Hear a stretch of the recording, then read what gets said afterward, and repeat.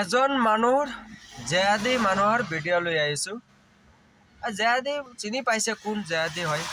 আমাৰ এইখন অসমৰ এটা জেহাদী আছে, তাৰ নাম হৈছে মুস্তফা কামাল আজাৰী। কেতিয়া আল্লাহৰ কিমান পাৱাৰ আছে এইটোও বিচাৰে। কি হ'ল? শুনি লওক না, মোৰ কথা নহয়।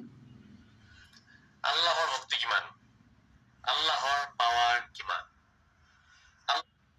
শুনিছে না? আল্লাহৰ পাৱাৰ কিমান, আল্লাহৰ কিমান পাৱাৰ আছে, কিমান শক্তি আছে আল্লাহৰ। চাইছেনে কেনেকা? সেই জেহাদীৰ তাৰ নাম হৈছে মুস্তফা কামাল আজাৰী, এজন ডাঙৰ জেহাদী। কিয় কাৰণে? এজন ডাঙৰ পণ্ডিত, আমাৰ অসমৰ কাৰণে বহুত ডাঙৰ পণ্ডিত।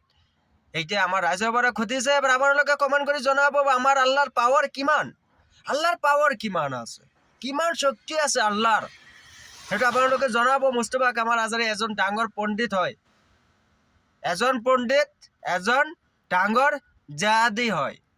মই তাক নামেই ৰাখিছোঁ জেহাদী, কুকুৰ, বান্দৰ, জানোৱাৰ, এইটোৱে নাম ৰাখিছোঁ।